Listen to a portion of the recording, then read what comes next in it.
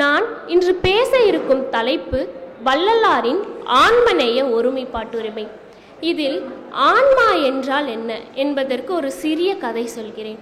நம்ம எல்லாருமே ட்ரெயினில் போயிருப்போம், மோஸ்ட் ஆஃப் அஸ் போயிருப்போம். அதில் ஒரு பணக்காரர் வரார், பலவிதமான மக்கள் வருவாங்க.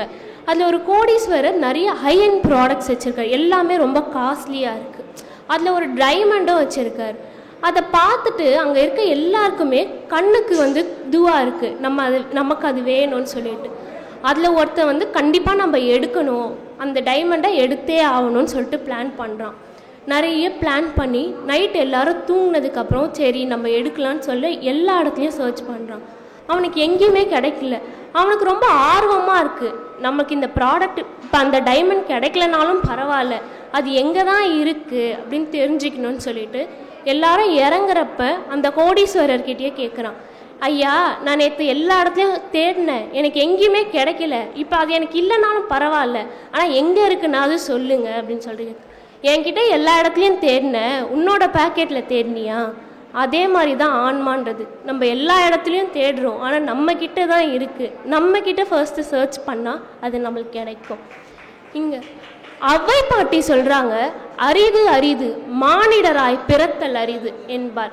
நாம் பல பிறவிகளை எல்லாம் தப்பி மேலான இந்த மனித பிறவியை அடைந்திருக்கிறோம். எதற்காக? இறைவனின் திருவருள் பெறுவதற்காக. அந்த திருவருள் எப்படி கிடைக்கும்? பிரபஞ்சத்தில் வெறுப்பும் ஈஸ்வரனிடத்தில் மாறாத அன்பும் உயிர்களிடத்தில் தயவும் இருந்தால் இறைவனின் திருவருள் கிடைக்கும் என்பார் வள்ளலார்.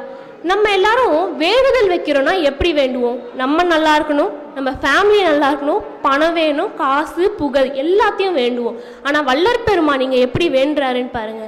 அப்பா நான் வேண்டுதல் கேட்டு அருள் புரிதல் வேண்டும், ஆறுயிர்க்கெல்லாம் நான் அன்பு செயல் வேண்டும் என்கிறார். இறைவா உன்னிடம் ஒரு விண்ணப்பம் வைக்கிறேன், என்ன தெரியுமா? நான் என்ன வேண்டுகிறேனோ அதற்கு உன் செவி சாய்த்து அருள் புரிதல் வேண்டும் என்கிறார்.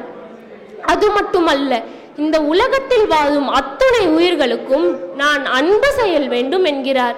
நாம் உயிர்களுக்கு செய்கின்ற அன்பு, காட்டுகின்ற இரக்கம் இறைவனை போய் சேரும். அதனால்தான் ஈரமும் அன்பும் கொண்டு இன்னருள் பெற்றேன் என்பார். எறும்பு முதல் யானை வரை உள்ள அத்துணை ஜீவராசிகளின் ஆன்மாவே திருசபையாகவும் அதன் உள்ளொளியே பதியாகவும் நின்றலை உணர்ந்து இறைவன் எல்லா ஜீவராசிகளின் உள்ளார் என்பதனை புரிந்து கொண்டு அன்பு செயல் வேண்டும் என்கிறார். நம் நாட்டிலே முல்லைக்கு தேர் கொடுத்தவர் பாரி, புறாவிற்கு தன் தசையே கொடுத்தவர் சிபி சக்கரவர்த்தி, செத்தம் கொடுத்தார் சீதகாதி, தன் தம்பிக்காக தன் தலையையே கொடுத்தார் குமணன். நம் பெருமானோ வாடிய பயிரை கண்டபோதெல்லாம் வாடிய ஞானி. இங்கு ஆன்மநேய ஒருமைப்பாட்டுரிமையை நாம் காணலாம். இதில் மனுநீதி சோதன் என்ற அரசனின் கதையை சொல்கிறேன். அவருக்கு திருமணமாகி நீண்ட காலம் பிள்ளை இல்லை. அவருக்கு ஒரே மன வருத்தம். தனக்கு பிள்ளை இல்லை என்பதற்காக அல்ல, நாம் ஒரு பொருளை கொடுத்து இவனுக்கே பிள்ளை இல்லை, இவன்கிட்ட வாங்கி நம்ம எப்படி நல்லா இருப்போம் அப்படின்னு யாராவது நினச்சி நம்ம கிட்டேருந்து ஏதாவது ஒரு உதவி வாங்காமல் போயிடுவாங்க அப்படின்னு சொல்லிட்டு இவனுக்கு மன வருத்தம். கொஞ்ச நாள் கழித்து அவனுக்கும் பிள்ளை பிறக்குது. ஒரு நாள் தேர் வீதி தேரில் போயிட்டு இருக்கும் போது ஒரு பசு கன்று ஒன்று இடைச்சக்கரத்தில் மாட்டி இறந்துடுச்சு. அவனுக்கும் என்ன பண்ணுறதுன்னே தெரியல, அந்த இளவரசனுக்கும். அந்த பசு தாய் பசு என்ன பண்ணுதான், போயிட்டு மணி அடிக்குது.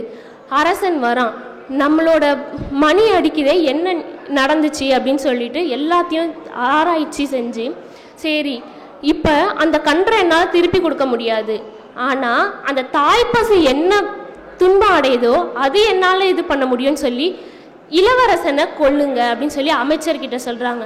அமைச்சர் இது என்ன இது நமக்கு வந்ததுன்னு சொல்லி தானே செத்துடுறான். உடனே என்ன பண்ணுறாரு, இது வேலைக்காகாதுன்னு சொல்லிட்டு இளவரசனை தேரில் ஏற்றி கொண்டுடுறாரு. இதெல்லாம் கடவுள் பார்க்குறாரு, சரி இது செட் ஆகாது, நம்ம 3 உயிரையும் வர வைப்போம். ஃபஸ்ட்டு அமைச்சரை வர வச்சா அவன் மனசு இதுலி திருப்பி செத்துருவான்னு சொல்லிட்டு ஃபஸ்ட்டு பசுவை வர வைக்கிறாரு. பசு வந்தோடனே அமைச்சரை வர வைக்கிறாரு. அதுக்கப்புறம் அந்த இளவரசனை வர வைக்கிறாரு. இங்கே அரசன், இளவரசன், ஒரு அமைச்சர், பசு, எந்த ஒரு உயிரையும் பாகுபாடு பாராமல் 3 பேருக்கும் ஒன்றா பார்த்து அந்த இடத்துல உயிர் கொடுத்துருக்காங்க. இப்போ நம்ம யார்கிட்டயாவது போய் வள்ளலார் யார் அப்படின்னு சொல்லிட்டு வள்ளலார் பற்றி பேசும்போது கேட்பாங்க, வள்ளலார் யார் அப்படின்னு சொல்லிட்டு கேட்பாங்க. வள்ளலாரோட கதையெல்லாம் சொல்லும் போது சில பேர் கேட்பாங்க, வள்ளலார் பெரியார் மாதிரியா? இல்லை, எனக்கு தோணும் சீர்திருத்தவாதி. ஏன் அப்படின்னு சொல்லிட்டு பார்த்தா வள்ளலார் சொன்ன வரிகள் தான் அப்படி. கலையுரைத்த கற்பனையே நிலையென கொண்டாடும் கண்மூடி வழக்கமெல்லாம் மண்மூடி போக என்கிறார்.